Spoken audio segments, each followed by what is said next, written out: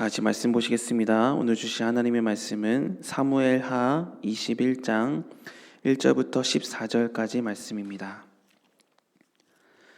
사무엘하 21장 1절부터 14절까지 우리 한 목소리로 합독하시겠습니다. 다윗의 시대에 해를 거듭하여 3년 기근이 있으므로 다윗이 여호와 앞에 간구하매 여호와께서 이르시되 이는 사울과 피를 흘린 그의 집으로 말미암음이니 그가 기브온 사람을 죽였음이니라 하시니라. 기브온 사람은 이스라엘 족속이 아니요 그들은 아모리 사람 중에서 남은 자라. 이스라엘 족속들이 전에 그들에게 맹세하였거늘 사울이 이스라엘과 유다 족속을 위하여 열심히 있으므로 그들을 죽이고자 하였더라. 이에 왕이 기브온 사람을 불러 그들에게 물으니라. 다윗이 그들에게 묻되 내가 너희를 위하여 어떻게 하랴?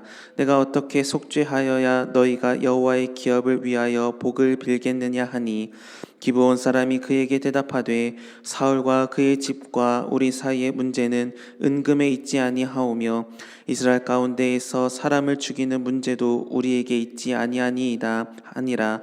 왕이 이르되 너희가 말하는 대로 시행하리라. 그들이 왕께 아뢰되 우리를 학살하였고 또 우리를 멸하여 이스라엘 영토 내에 머물지 못하게 하려고 모해한 사람의 자손 7사람을 우리에게 내주소서. 여호와께서 택하신 사울의 고을 기브아에서 우리가 그들을 여호와 앞에서 목매어 달겠나이다 하니 왕이 이르되 내가 내주리라 하니라.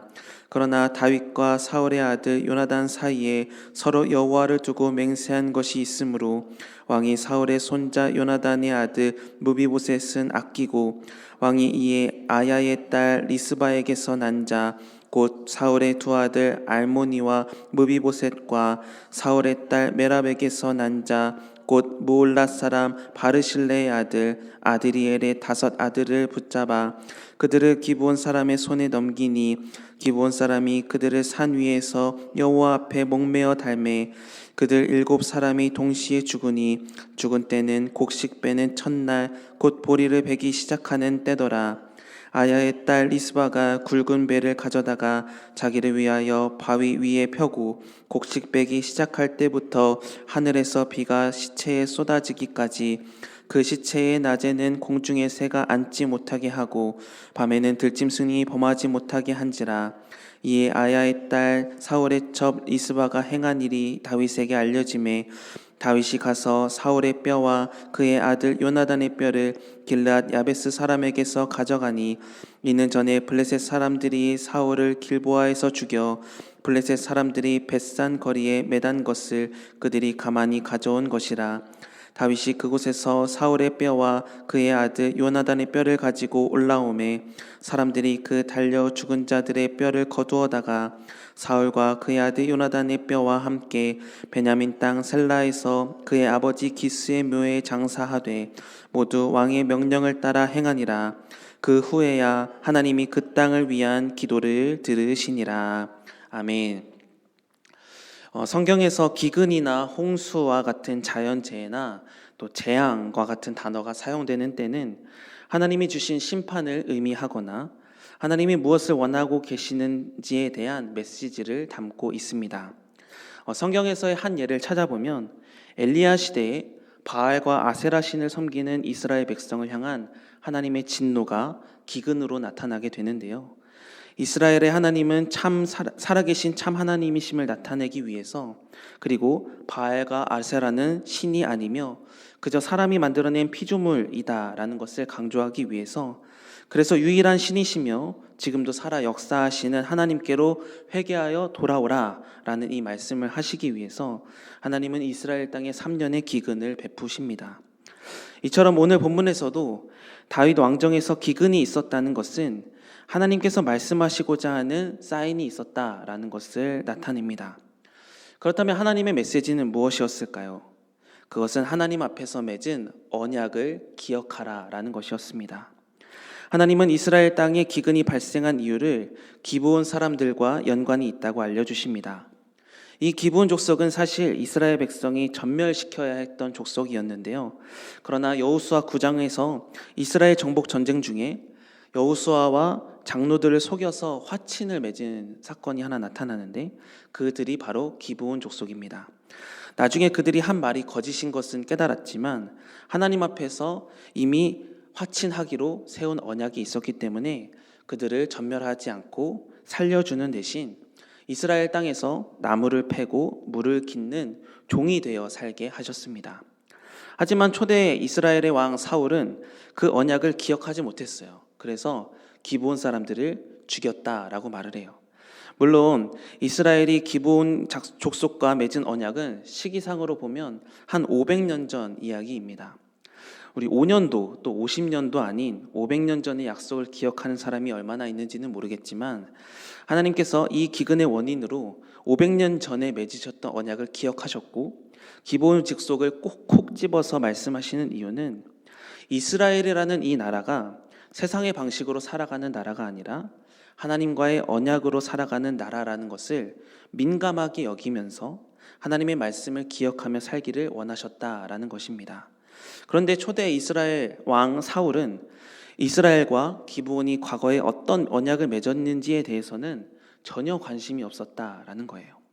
그래서 오늘 본문 2절을 보면 사울이 이스라엘과 유다 족속을 위하여 열심히 있었다라고 말하는데 이 열심은 그저 자신의 왕권을 강화하기 위해서 관심이 있었지 하나님의 언약에 관심이 있지도 또 기억을 하지도 못했기 때문에 하나님 앞에서 언약을 맺었던 기브온 거민들의 억울함 죽음에 대해서 또 이스라엘과 기브온이 맺은 언약의 이 파기를 하나님께서는 문제 삼으셨다라는 것입니다.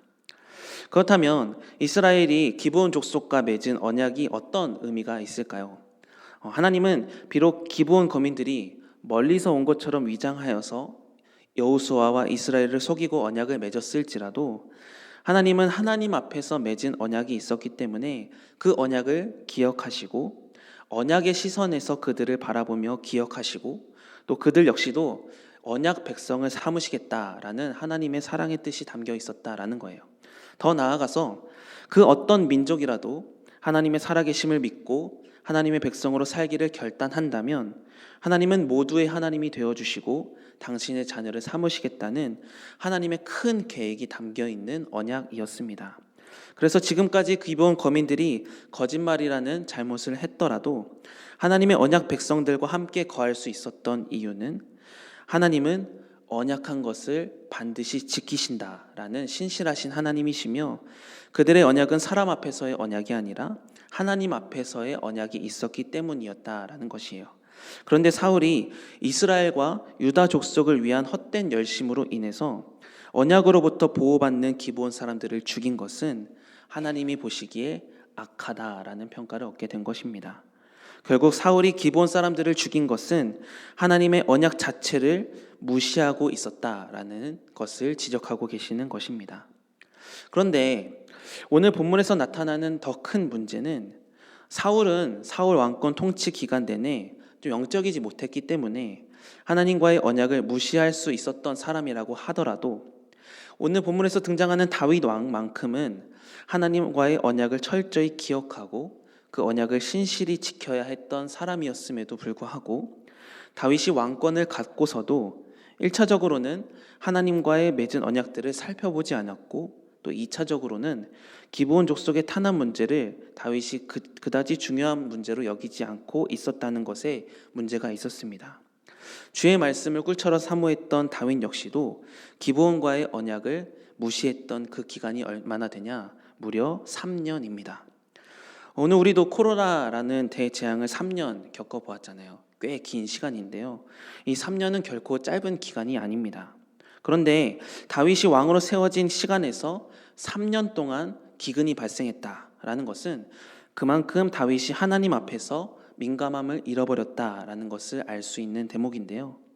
언약의 땅에서 언약 백성의 왕으로 세움받은 다윗이라면 여호수아 1장 8절의 말씀처럼 율법책을 내 입에서 떠나지 말게 하고 주야로 그것을 묵상하여서 하나님과 이스라엘이 맺은 언약이 무엇이 있는지 늘 생각하고 지금 내가 이스라엘이 겪고 있는 이 기근은 어디서부터 시작된 것일까? 그래서 이 기근을 통해서 하나님은 무엇을 말씀하시는 건가?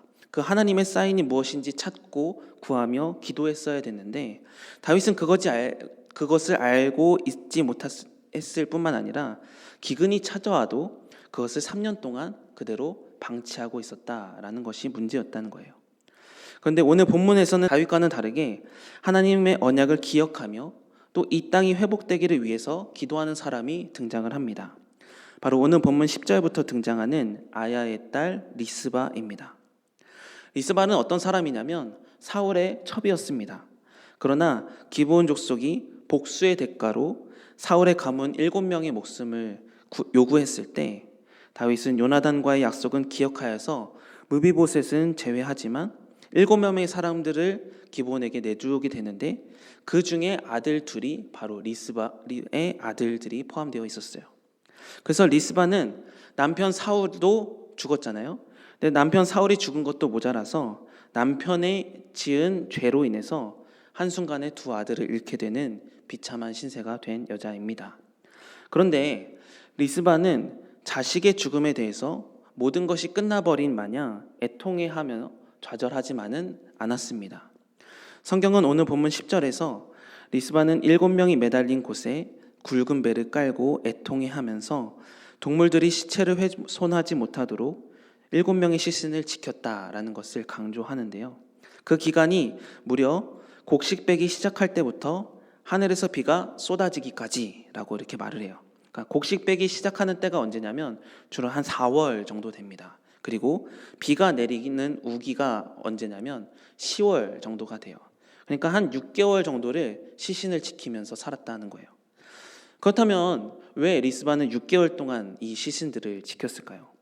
그 이유는 무엇이냐면 이 당시의 문화가 어떤 문화가 있었냐면 죽은 사람의 시체가 새와 들짐승에게 먹히는 것을 하나님으로부터 저주받는다라는 것으로 여겼어요.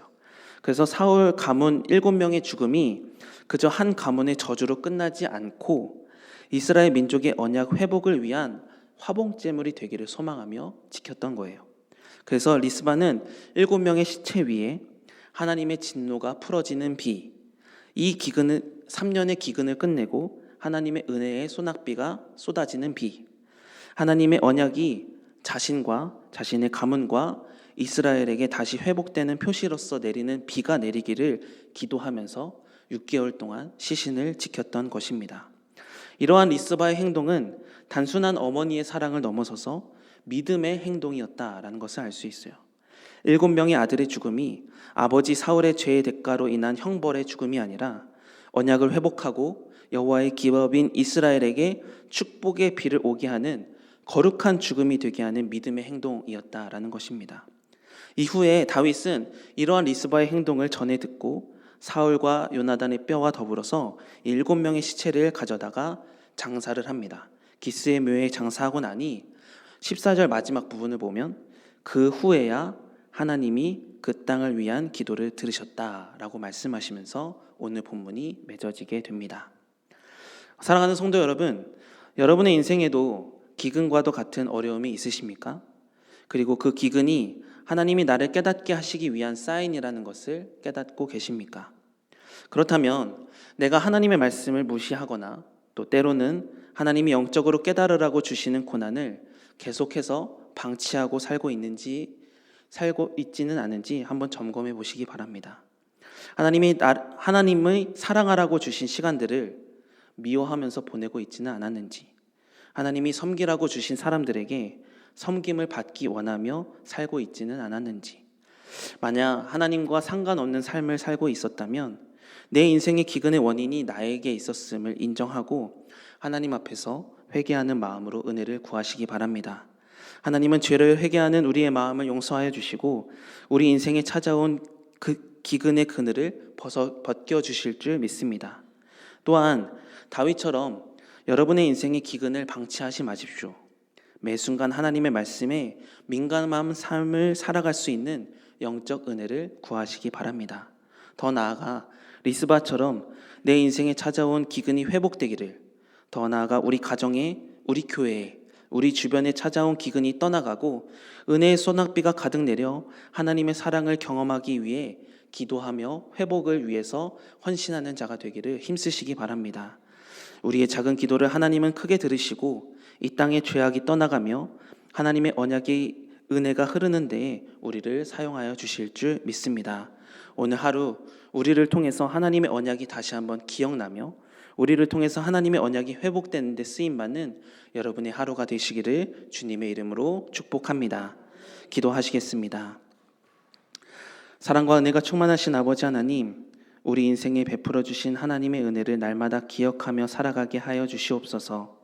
너는 내 아들이라 내 딸이라 내 백성이라 약속하여 주신 그 하나님의 언약을 기억하며 하나님의 원하심을 무시하며 살아가는 어리석은 삶을 살아가지 않고 하나님의 원하심을 기억하며 나와 내 주변을 은혜로 회복시키는 데에 쓰임받고 기도하는 복된 인생이 될 수 있도록 은혜를 베풀어 주시옵소서. 오늘도 각자의 기도 제목을 가지고 나와 기도하는 우리의 기도를 들어주시고 하늘의 신령한 은혜로 우리의 삶을 채워 주시옵소서. 감사드리며 예수님의 이름으로 기도드립니다. 아멘.